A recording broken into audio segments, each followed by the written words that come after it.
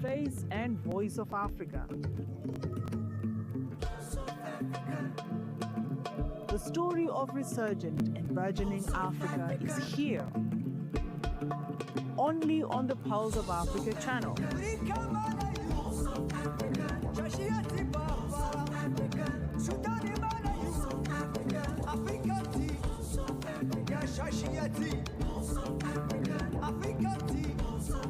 Pulse of Africa, the face and voice of Africa.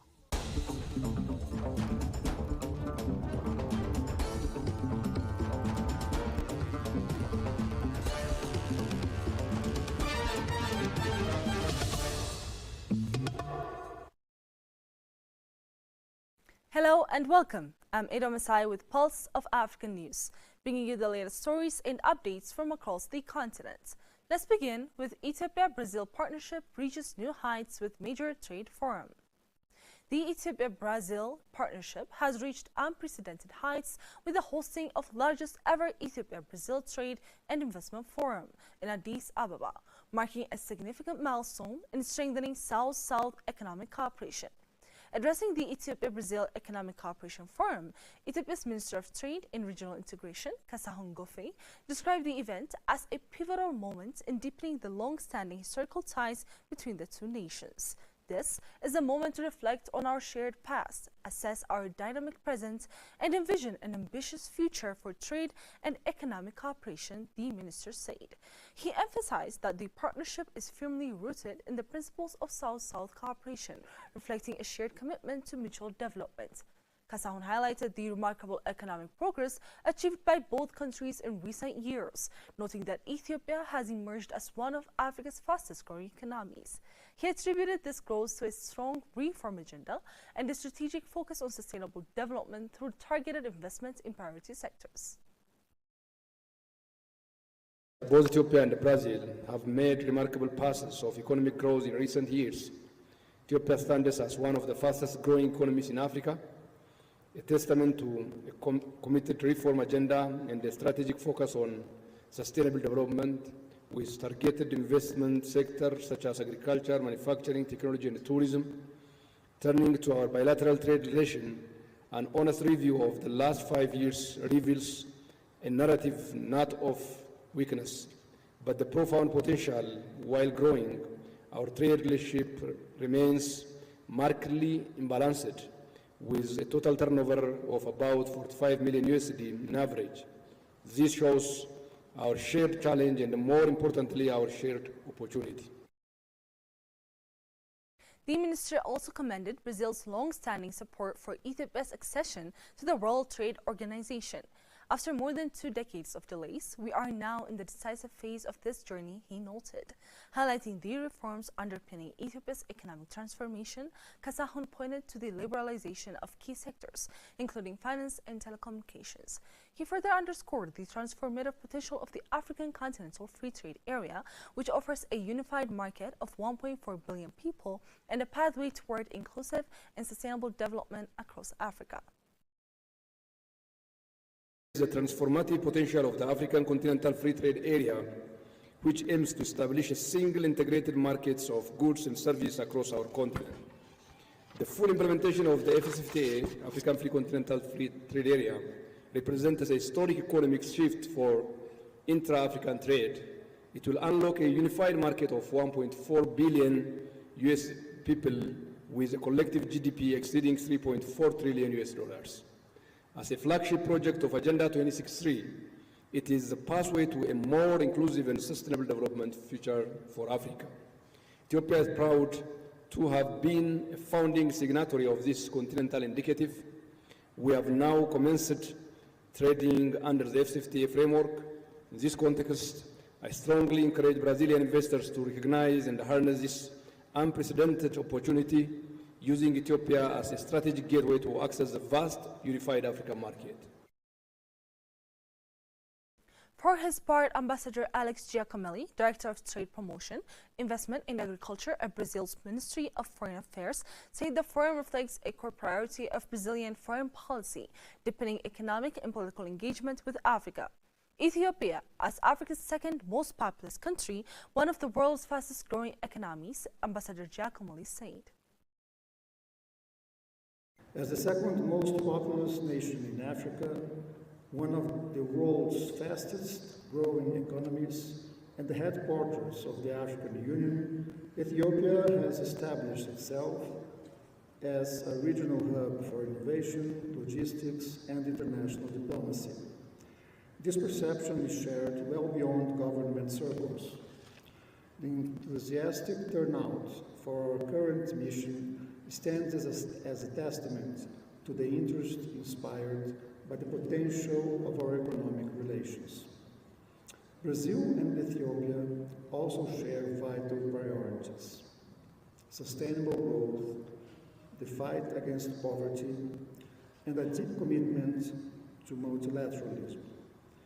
In this regard, we are members of BRICS, of the Global Alliance Against Hunger and Poverty, and Brazil and Ethiopia have just signed a protocol concluding the bilateral market access negotiations as part of the ongoing process of Ethiopia's accession to the WTO. He added that Brazil and Ethiopia share common priorities, including sustainable economic growth, poverty reduction, and a strong commitment to multilateralism principles that continue to anchor their expanding partnership.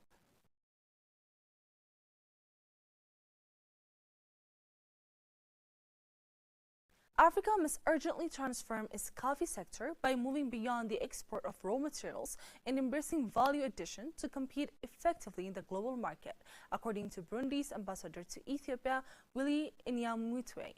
Talking to POA, Inyamutwe emphasized the deep connection between African nations that produce coffee and the responsibility to ensure the continent benefits fully from its rich resources.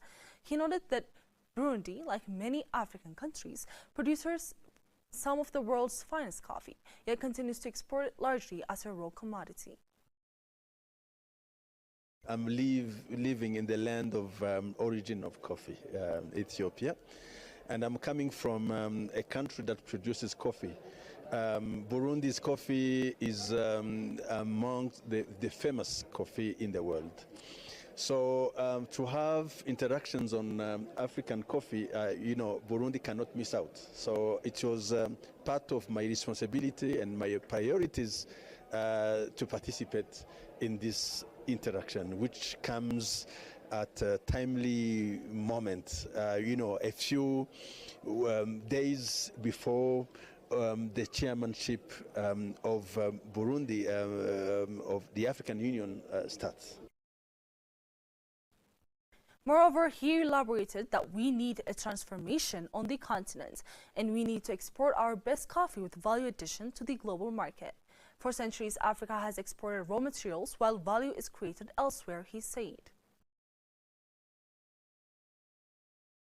In the global market, we need really to be competitive. Since the period of slavery, Africans who have been taking our raw materials to the sea and shipping them abroad, outside the continent. So even coffee is in that, is part of the raw materials that we are exporting. So we need a transformation on the continent, and we need to export, our best coffee to the global market in Europe, in the US. So this is why we are having this conversation, that we really need to have all the transformation, but locally, and export the finished product.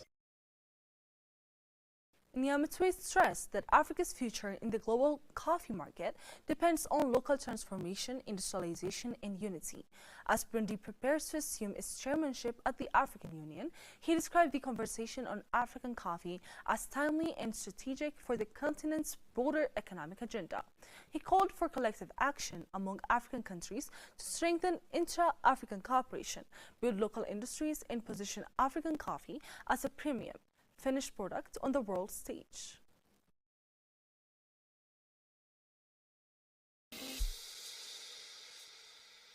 The African Union leads advocacy for the climate resilience, emphasizing adaptation technologies, renewable energy, and global support for vulnerable communities. Despite the continent's low emissions, building on peer summits, initiatives secure resources for drought, flood, and environmental challenges, while promoting green development. This positions Africa as a leader in sustainable solutions. African leaders will advance these priorities at the 39th Ordinary Session of the AU Assembly on February 14 to 15, 2026 in Addis Ababa. Pulse of Africa showcases climate leadership. For the latest on this topic, please tune in.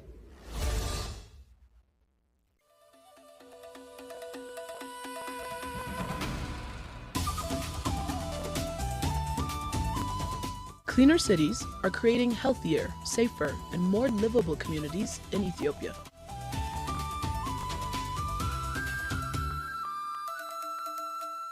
Every small change makes a big difference.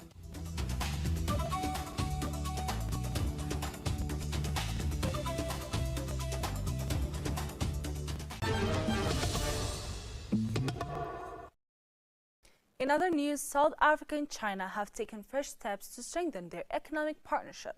Following high-level Joint Economic and Trade Commission, GETC, talks held in Beijing, led by South Africa's Minister of Trade, Industry and Competition, Park Staw, and China's Minister of Commerce, Wang Wentao. The three-day engagements reaffirmed the strategic importance of the bilateral relationship, with both sides committing to expand trade, investment, and industrial cooperation.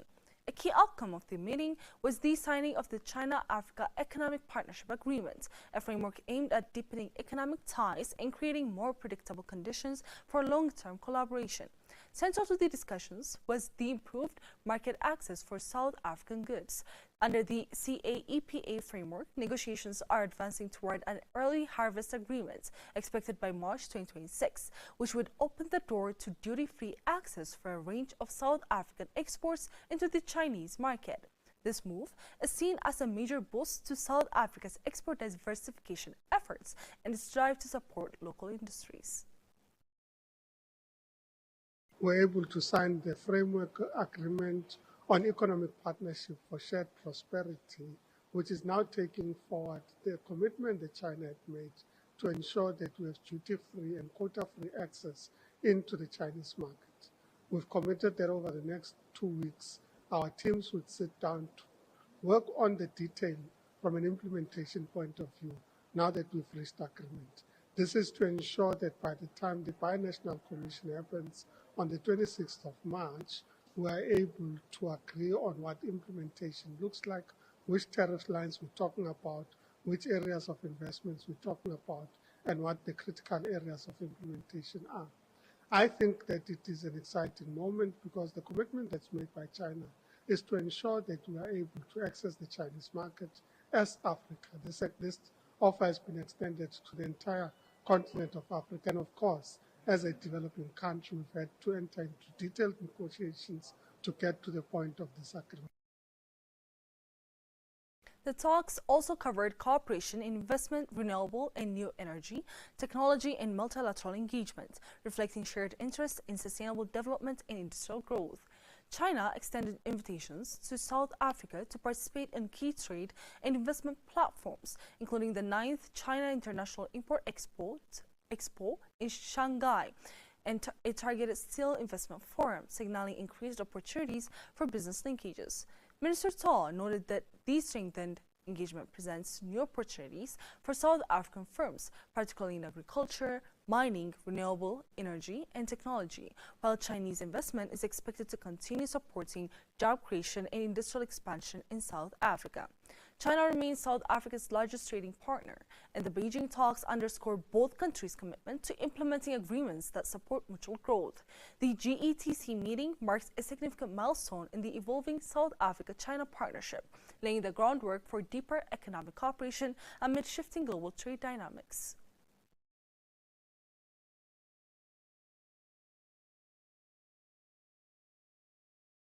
Starlink The satellite internet service operated by SpaceX has officially launched in Senegal, expanding its African presence to 26 countries and strengthening efforts to improve high-speed connectivity across the continent. The launch was announced by SpaceX CEO Elon Musk on X, where he highlighted the service's potential to support innovation and entrepreneurship. Senegalese authorities welcomed the rollouts, noting that satellite internet could help bridge connectivity gaps, particularly in remote and underserved areas. Minister of Digital Economy and Telecommunications, Mamadou Talla, described Starlink's entry as a milestone aligned with Senegal's digital inclusion strategy. Abdoulaye Dione, Director General of the Senegalese Agency for Digital Development, said the service would help reduce digital exclusion and support education, entrepreneurship, and civic engagement.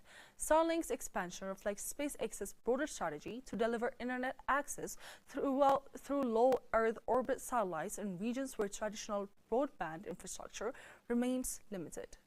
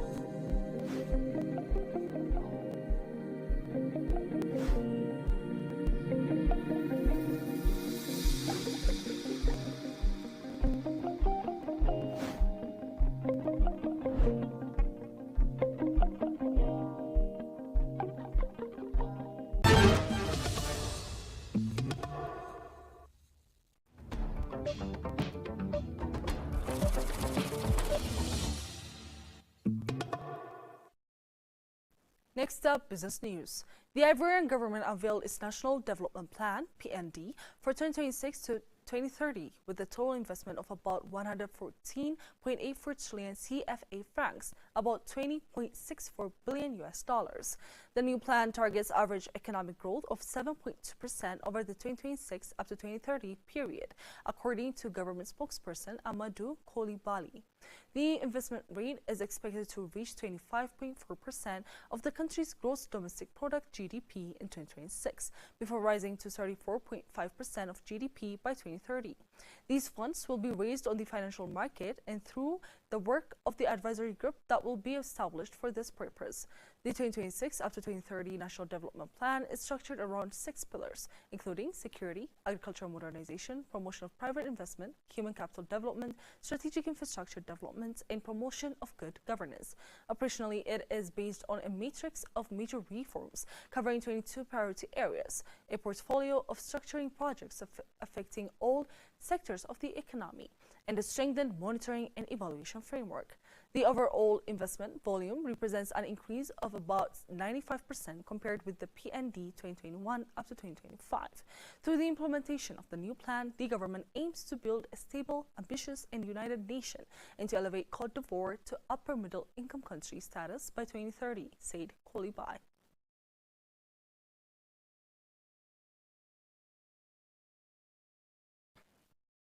IMF Managing Director Kristalina Georgieva has called on North African countries to accelerate trade and economic integration with Europe and Sub-Saharan Africa to unlock growth and boost resilience amid rising global uncertainty.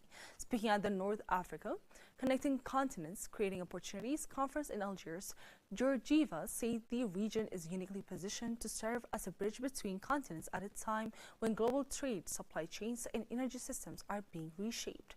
Uncertainty is likely to be the new normal, and it's precisely at such moments that cooperation is needed the most, she said. Georgieva highlighted the African Continental Free Trade Area as a key driver of integration and urged policymakers to quote-unquote supercharge regional trade by reducing tariffs, improving logistics, strengthening governance and investing in cross-border infrastructure. She also underscored North Africa's energy potential, noting that renewable resources could support Europe's energy transition while addressing Africa's electricity gaps, where more than 600 million people still lack access to power. Citing a new IMF report, Georgieva said deeper integration could raise North Africa's exports by 16% and increase GDP by over 7%, equivalent to about $67 billion while delivering spillover benefits for both Europe and sub-Saharan Africa. She concluded by stressing the importance of investing in people, including skills development, technology, and health, to ensure inclusive, sustainable growth across the region.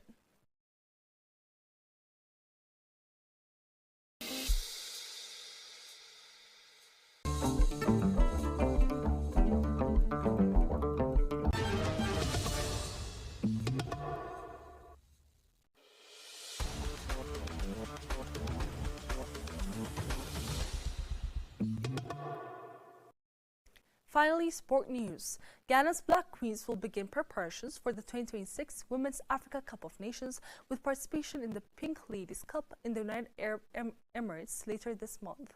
The invitational tournament will run from February 28 to March 6 and will feature Ghana, Russia, Hong Kong, and Tanzania. It will give the Black Queens early competitive matches as they prepare for Africa's premier women's football competition. Head coach Kim Lars Bjorkern is expected to use the tournament to assess player fitness, test tactical ideas, and evaluate both experienced players and emerging talents. The matches are expected to influence squad decisions ahead of WAFCON. The Black Queens are in a rebuilding phase after recent international outings, with the technical team focused on improving team cohesion and consistency. The Ghana Football Association's decision to send the team to the UAE reflects efforts to secure quality preparation ahead of the tournament. The Black Queens are expected to depart in the coming days, with the final squad to be announced soon.